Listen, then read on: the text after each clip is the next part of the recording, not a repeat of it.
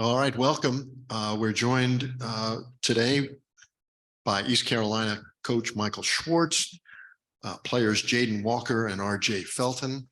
Coach, before we get to questions, if you would give us just some general comments about the game. Yeah, just great respect for Coach Gregory and the South Florida program and their players. We've had 3 hard-fought games this season. Just the ultimate respect for Coach Gregory and his program.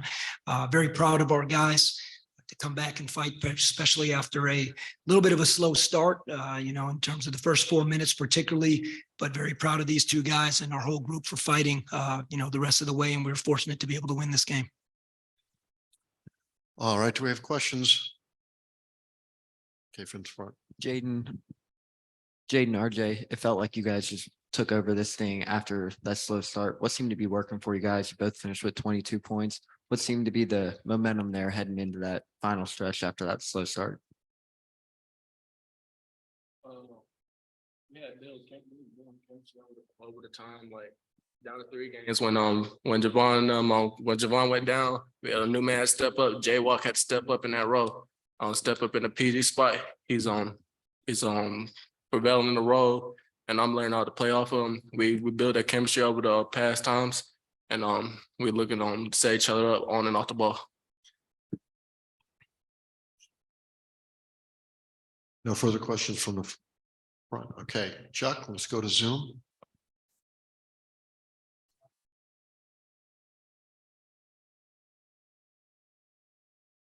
Okay, on the Zoom, we can start with Patrick Mason from the Daily Reflector, please. Coach, for you guys to turn them over 14 times, then to score 19 points off of those turnovers, I guess how important was that to coming back on them and also just keeping that distance against them? Yeah, well, I don't know about keeping the distance, but defense was definitely what we knew we had to do to have a chance to win this game. They're extremely explosive offensive team. Both our first 2 games, we talked about that we had guarded well for a lot of the game, but we had 2 stretches in both games where we allowed them to go on 10-0, 12-0 runs that ended up being the difference in the game. So we couldn't allow that to happen. And turnovers, obviously, if you can force some turnovers, that does that's probably the number one thing you can do to stop a team from going on a run, especially if you can convert on those turnovers. But defense was just such a huge aspect of our game plan going into the game. And once we stopped turning the ball over ourselves within the first 4 minutes of the game, we were able to set our defense. You can't set your defense if you're turning the ball over because they're out running. So once we could set our defense, even if we didn't make the shot, we could set our defense. And I thought our guys were excellent on that end tonight.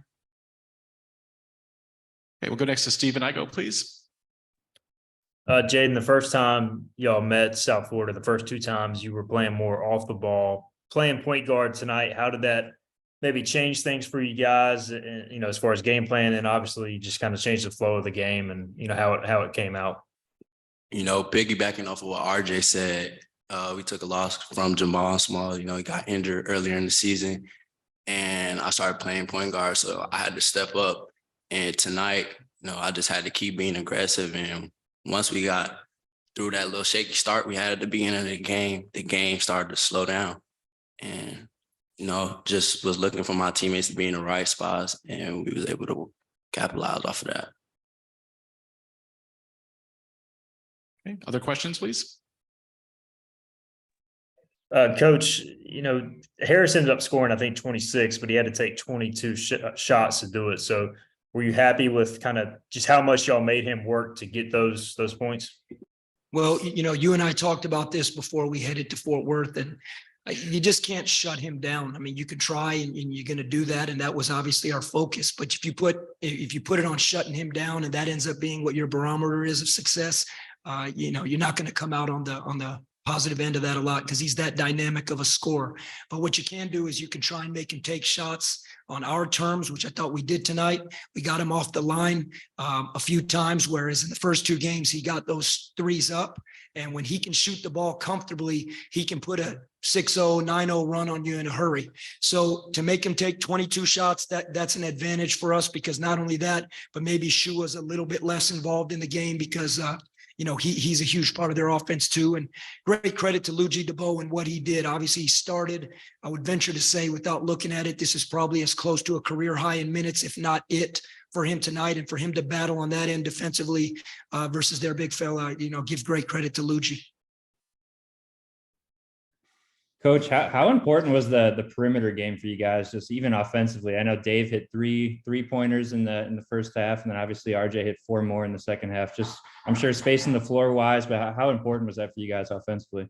Yeah, it's really important. But again, these guys to my left are the ones that did it. They knew, we went in with the game plan of understanding what we wanted on offense to play with a purpose. We tried to execute. We just turned it over. It doesn't matter how much purpose you have. If you give the ball to the other team, you're not going to have good results. But once Jaden, kind of felt and got comfortable in the game, reading their ball screen defense, I thought Jaden, as he has done the last 6 or 7 games, did a fantastic job picking apart in terms of where the pass needed to go. I mean, that's all he can do. Once he's reading the coverage of their post defender, reading the coverage of the on-ball defender, he makes the next play. And then RJ, Dave, and other guys stepped up and made shots today. You can't count on shots going in all the time, but what you can count on, is making the right read. And Jaden and RJ did that, and we capitalized by making some shots, which is big for us. Okay, next we'll go to Eric Gullickson, please. Hey guys, congratulations. You got a big test on board tomorrow against Houston, team you guys just saw very recently, just a couple weekends ago. What can you guys kind of take out of that game and seeing them in person to help you get ready for tomorrow? Any of the players? Yeah. Playing against Houston the first time, it was more of a learning experience than anything. They had beat us on the glass a lot. We had to focus on rebound and learn matching up to the physicality to them. Yes, they're the number 1 team. Kudos, and I'll give respect to them. But I just feel like we just got to match their energy as we play against them.